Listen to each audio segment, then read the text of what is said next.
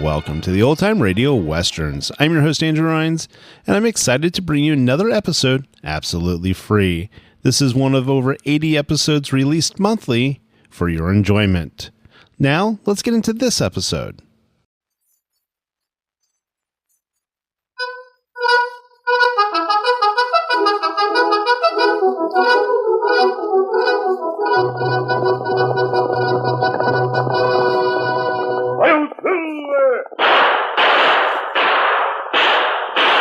A fiery horse with the speed of light, a cloud of dust, and a hearty Hi-Yo Silver, the Lone Ranger.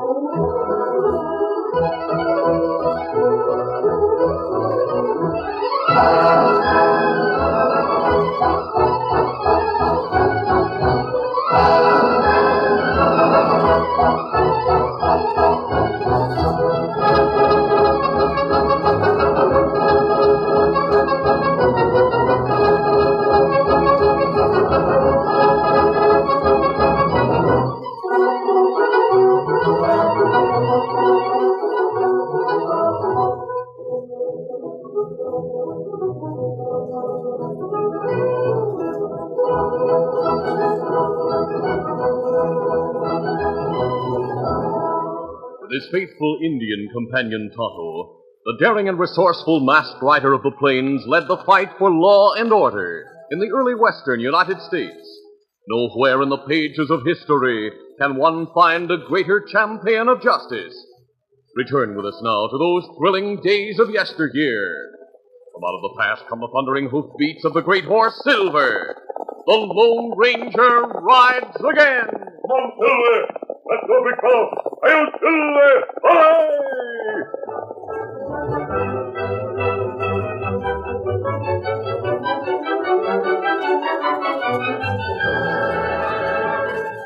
The terms of John Colby's will made Roger Garrett the executor of his estate and guardian of 17-year-old Kay Colby.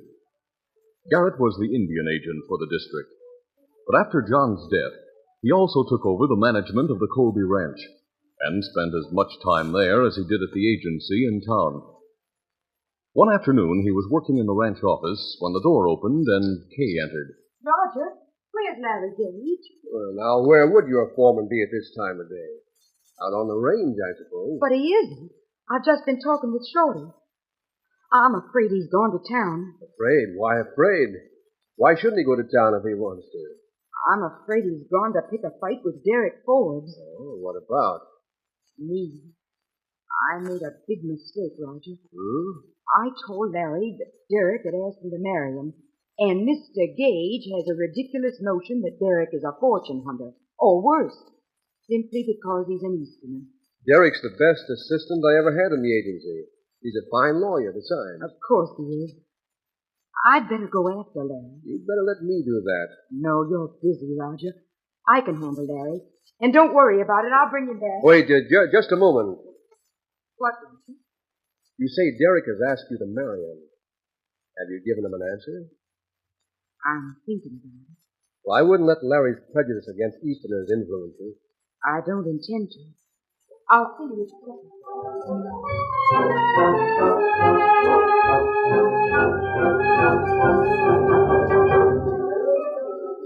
Larry Gage, the husky young foreman of the Colby Ranch, searched the town until he found Derek Forbes in the Palace Cafe. He hitched up his gun belt and started for the table where the Easterner was sitting. Well, hello, Larry. What's the matter? Do you have indigestion? You might call it that. Why don't you hire a new cook? It isn't food that bothers me. It's people. You in particular. It isn't funny. I decided this town's seen enough of you. It's time you were moving on. You're sure you're the one to decide that? I have a shooting iron here that says I am. Oh, just a great, big, bad man. You speak your piece all right, Larry, but you don't have the face to go with the words. Somehow you don't scare me at all. 24 hours, Forbes. If I see you around after that, I'll let you have it. Is it because of Kay you want me to leave? It sure is. But she doesn't want me to go. She's only 17. She doesn't know what she wants. Meaning that if she had any sense, she'd want to marry you instead of me. I didn't say that. You're a good foreman, Larry, but you're not Kay's guardian. Roger Garrett is the only one who has the right to tell me to keep away from the ranch. He hasn't, and neither has Kay. Until they do, I'll keep on paying my respects. Remember, I've warned you. Sure, and I'm calling your bluff. Kay doesn't want me to leave, and neither does Roger. He needs me at the agency. I think you're a crook. Because I'm an Eastern. Be honest, Larry. You don't like me because Kay and I are going to be married. That's a lie. No, it isn't. I called you a liar. Now I'm supposed to go for my gun. Oh, no, Larry. I know you can outdraw me. You're yellow. We'll leave our guns with Joe and settle that outside. That suits me. Not too fast. There's only one of you going outside, and that's Larry. Hello, Sheriff. Howdy. You hear me, Larry? You got no call to interfere. I'm preserving the peace. What's more, there's a lady waiting outside for you. But, Kay? And it looks like her, and it sounds like her, and she's hopping mad. She is? Tell her that I haven't forgotten her invitation to supper, Larry. Tell her I'll be there. Come on, Larry.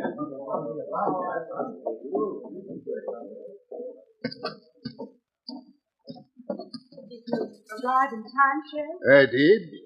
Now I'm delivering the prisoner into your custody, kid. Thank you. Always glad to oblige you. Larry, you did come here to pick a fight with Derek. You can't marry him, Kay. He's a crook. You're local. I won't stand by and let him get away with it. I haven't given him my answer yet. But when in the name of common sense will you stop trying to run my life? But you're only 17. I have a guardian appointed by law, and his name isn't Larry Gage. If you don't behave yourself, I'll have Roger fire you. Oh, you wouldn't do that. I wouldn't want to, I'll admit. I shall if you make it necessary. I guess I haven't any right to interfere. None at all. Derek said he hadn't forgotten your invitation to be out for supper. He's expected. Maybe you'd like to wait and ride out with him. No. Prisoner was released into my custody. Now climb aboard your bronc and let's get started. Yes. Easy. Get up! Come on, get up.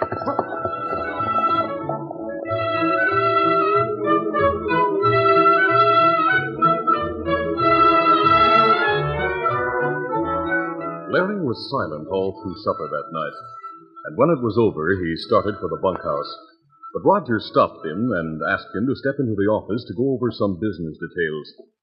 Just as they were sitting down, a shot rang out from the distance. What's that? Probably one of the boys taking a pot shot at a coyote. I hear you wanted to go in for some gunplay this afternoon. Derek tell you about it? Yeah. I've given Kay my promise to behave. That's fine. I understand how you feel, of course. You're in love with Kay, too. Am I? Of course you are. But after all, if Kay likes Derek... Do you trust him? What a question. He works for me at the agency. Of course I trust him. He's a good man and very smart. Oh, I don't doubt that. And if you were smart, you'd treat him differently.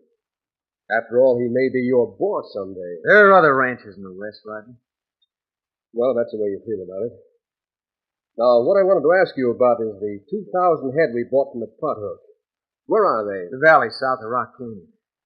Don't you go buying any more steers, Roger. Why not? Well, man alive, you bought 5,000 head this summer. At a very low price.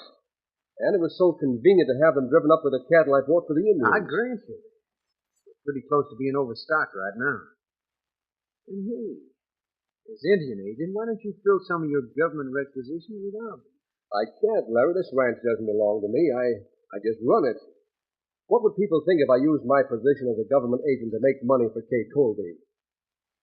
Oh, I'll continue to buy the Indian beef from the pothook. We'll sell ours in Kansas City. Hey, listen.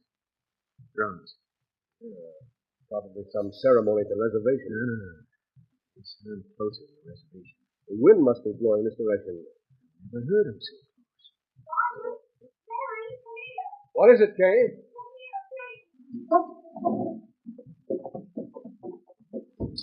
Shorty, there's something to tell you. Something wrong, Shorty? Yeah, I think I just saw a bandit. A bandit? A masked man on a big white horse. There was an Indian with him, too. Where's Shorty? Where'd you see him? Near the woods up on the rise. The moon was shining full on their faces, and I had a good look at them. Shot at him? Yeah. Then they ducked into the woods. Shall I get the boys together and go after them? That's not necessary. What said that? At the sound of the new voice, everyone turned. The Lone Ranger was standing in the doorway leading to the dark kitchen. His guns were drawn. That's the masked man I saw. I wouldn't advise any of you to go for your guns. What do you want? Which one of you is Roger Garrett? I am. The Indian agent for this territory? Yes? How'd you get in here? Through the kitchen window. I have a message for you, Garrett. A message? Bad news. The chief and all his braves have left the reservation. What? They're camped in the hills just above the valley. Those are war drums you hear. Whitey on the warpath? It can't be. You've never had any trouble with the tribe before. No, never. Can you think of any reason why they should leave the reservation, Garrett? Not one. There must be some mistake. Not about what I've told you. I'm not accustomed to taking the word of a man with a mask. Maybe not, Roger. Would an outlaw take a chance on coming here if there weren't some real danger of a massacre? I intend to investigate. That's all I ask. He's gone. Shall I go after him, boss? No. He's done us a great service. Let him go. How do you mean to investigate, Roger? I'm going to see White Eagle. Alone? Yes. The Indians know I represent the Great White Father. They wouldn't dare touch me. Alone, I'll be perfectly safe. I'll leave it to you, Larry, to see the town and the other ranchers are warned. You hear that? Masked man riding away. Silver. He called his horse Silver. A masked man on a white horse with an Indian partner. He must be the Lone Ranger.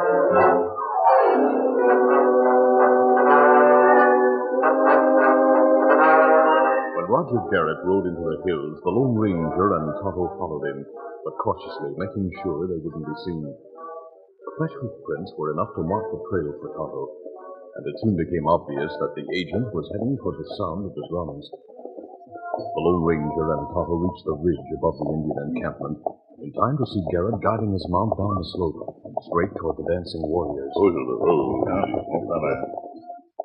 You're not afraid of White Eagle. That's sure. They see him, they stop the dance. You don't understand. Them Indian not Apache. Not like Apache, and peaceful. Garrett may be able to straighten out the trouble, whatever it is. I wish I could hear what they're saying. White Eagle make plenty sign when him talk. We understand what chief say. What, Tonto? What chief say, tribe hungry. Want more beef from Great White Father. Hungry? And say, Indian starve and not get more beef. Kill white man take beef. Garrett's answering them. What use sign to make talk? You not know what him say. Well, if it's only a question of food, that should be easily settled. Indian not like what Garrett say. And plenty man. Doesn't he realize he must give them some sort of a promise? There are a few extra head of cattle if they'll prevent bloodshed. Garrett's right way now. Indian go for guns. They're all piled up in front of the chief's teepee. Open fire, Tonto. We'll try to cover Garrett.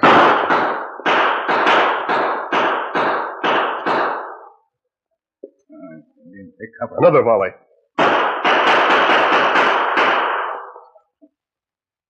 Garrett's out of range now. I want to talk with him, Kimasabi. That's good idea. It's in his power to stop this uprising. Why didn't he? Plenty strange. Come on, fiddle there!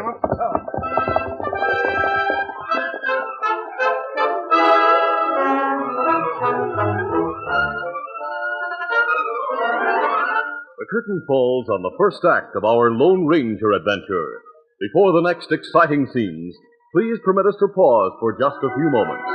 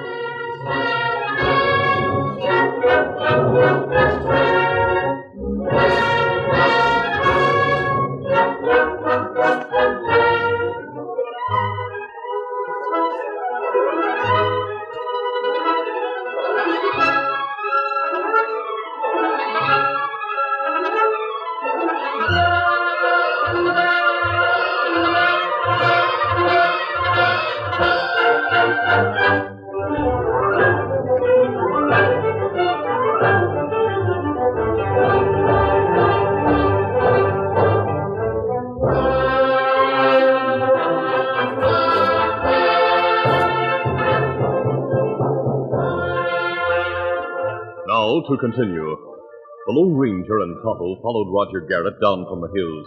When he reached the rolling rangeland, it soon became evident that he was heading straight for town. The masked man and the Indian urged Silver and Scout to their greatest speed. Swiftly, they overtook the Indian agent's mount, and the Lone Ranger called on him to stop. Wait a minute. Stop. Masked man, you've been following me. We were on the ridge above the Indian encampment when you talked with White Eagle. We covered your retreat. You did? I heard shots, but I thought it was the Indians shooting at me. We managed to stop them from reaching their guns until you were out of range. See. You didn't have much success with your conference. No, there was no reasoning with them. They refused to stay on the reservation any longer. They mean to take over the valley. Why do you not... Never mind, Tonto. The whole tribe's gone berserk. That's the only explanation. There's only one way to deal with them. Will you answer a question, mister? If I can. Are you the Lone Ranger? That's right. I thought so. Will you help us out? In what way? Will you ride to Fort Tamarack and bring the troops? We couldn't get here in less than 2 days. We'll try to hold out until then. You're sure there's no other way to handle the situation? Absolutely none. The tribe must be destroyed. I see. Well, Tonto and I'll do our best. You may depend on it. Thanks, that's fine. Now I'll have to get going. Get up there. Get along. We right to Fort Kimasabi? No, Tonto. All Indian want is beef. I'm wondering why Garrett wouldn't admit that. We must find out. Want me to go into town? Find out what he'll do now? Or we'll both go. Come on, through there. The night sky clouded over as the Lone Ranger and Tonto rode through the back streets of the town. Finally, they reached the alley in the rear of the sheriff's office. There was a great crowd in the main street. The masked man and the Indian dismounted. He crept along the side of the building until they could hear what was going on. Roger Garrett was speaking to the men. Quiet! Quiet down there! I want you to listen to those drums. They started again. That means a fight. I went up there to parley with the chief. I tried to find out what was wrong. I offered them anything they wanted to go back to the reservation. The chief told me what they wanted. Our lives and our land. You may wonder what suddenly got into the tribe.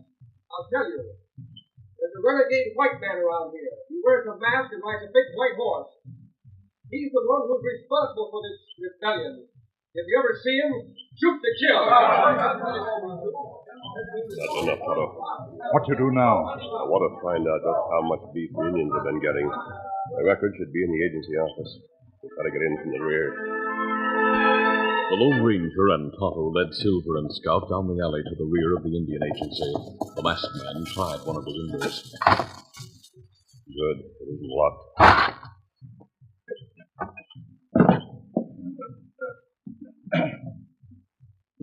The office is in front.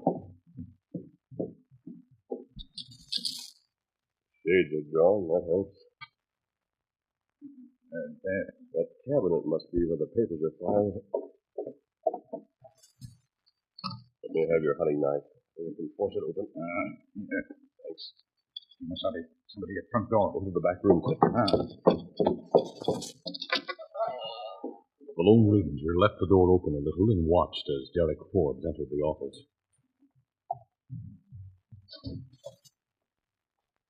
After lighting a lamp, Forbes went to the cabinet, unlocked it, and took out some papers. Then he went to the desk and sat down. He examined the paper on the top of the pile, took a pen, dipped it in the ink, and bent over the paper. Swiftly, the Lone Ranger entered the room. Hey! I'll take that paper. Keep him covered, Tonto. Give me that receipt. Yes, a receipt for cattle. A receipt with White Eagle's mark on it.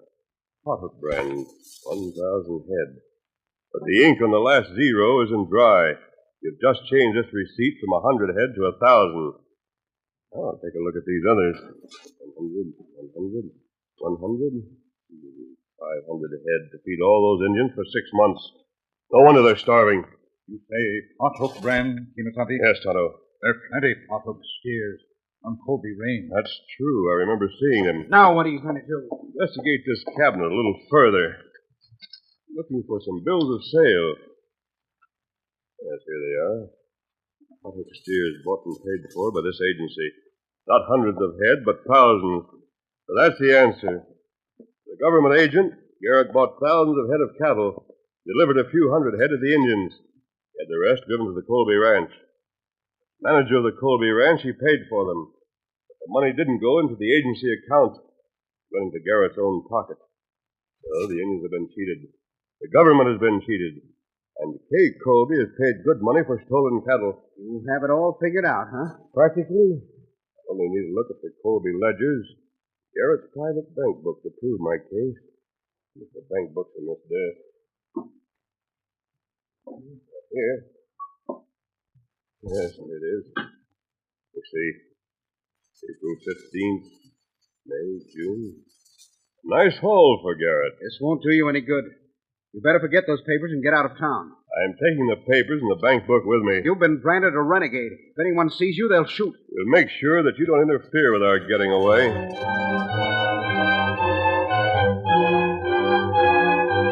When Roger Garrett and the sheriff entered the agency office a few minutes later, they found Derek Forbes lying on the floor, bound and gagged.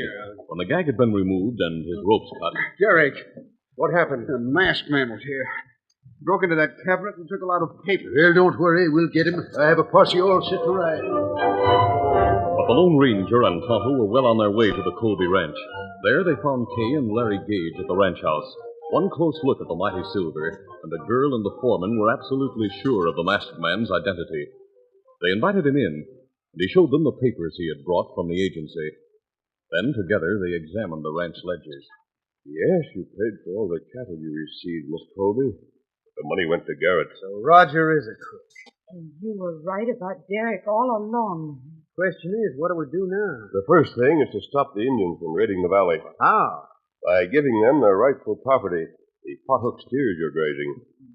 I certainly don't want them if they don't belong to me. You may be able to get your money back later on from Garrett. Now we must move fast. Larry, how long will it take you to round up the herd and get it moving toward the reservation? Oh, an hour or so. None of the boys are going to bed. I can have them in the saddle in 10 minutes. Tonto, if you could tell the chief the herd was on its way, could you persuade him to hold his braves in check? Let me try. We can depend on you, Larry. Sure thing. All right, let's go, Tonto.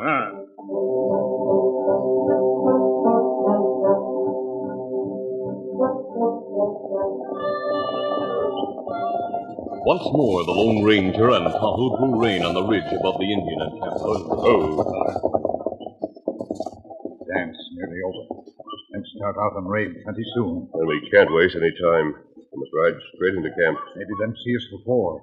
When we help Garrett get away. The chance we must take. As soon as the light from the fire hits us, we'll raise our hands with a sign of peace. Head straight for the chief. Come on, Phil, there.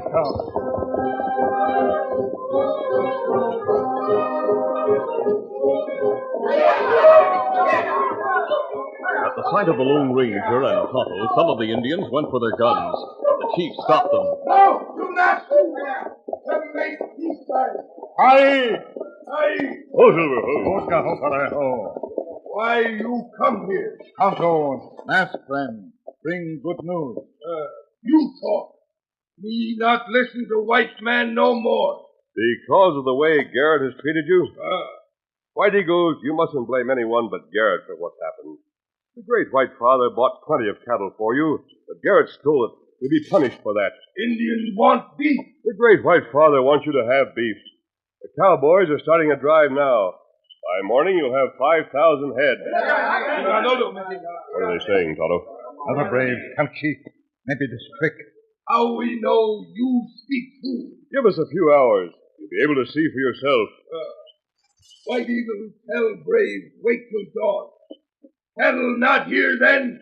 We fight. We'll make sure it's here. Back to the ranch, Tonto. Come on, Phil, there.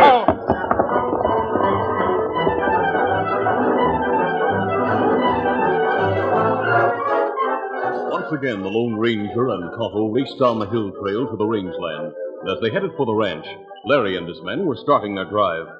But Roger Garrett and Derek Forbes had guessed the Lone Ranger might pay the ranch a visit, and persuaded the sheriff and his posse to ride out there.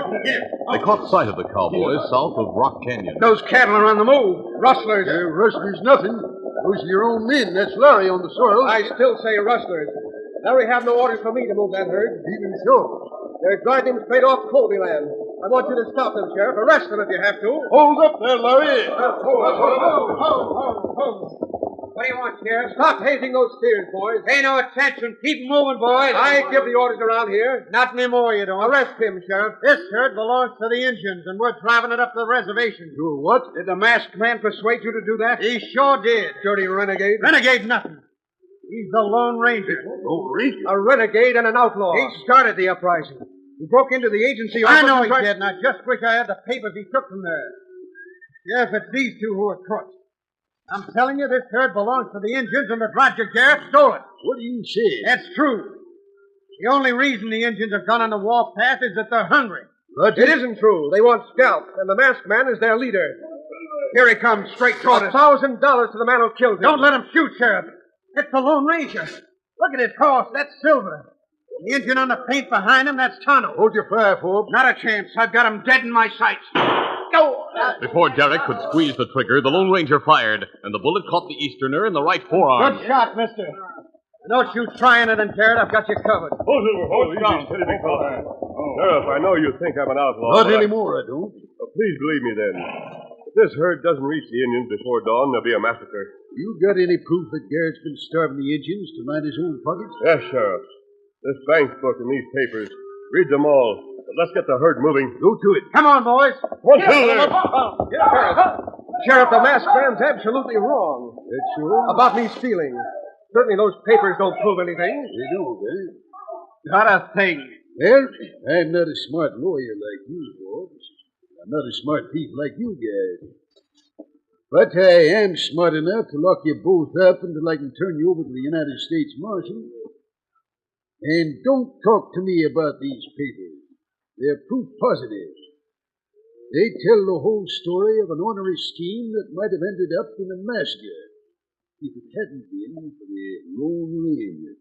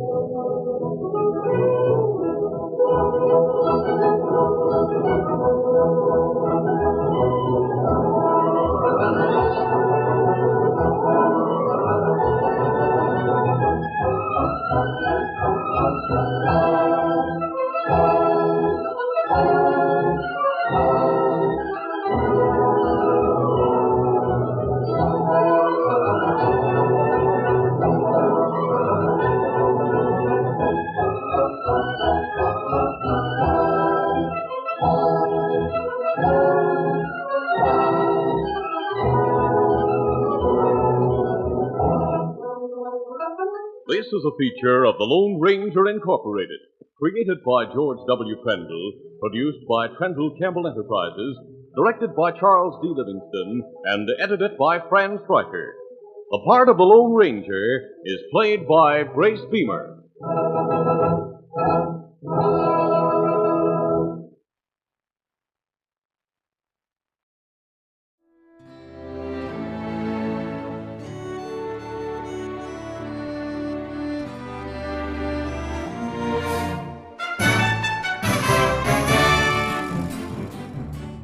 This has been a presentation of OTRWesterns.com, and we hope you enjoyed. Please take some time to like and rate this episode within your favorite podcast application.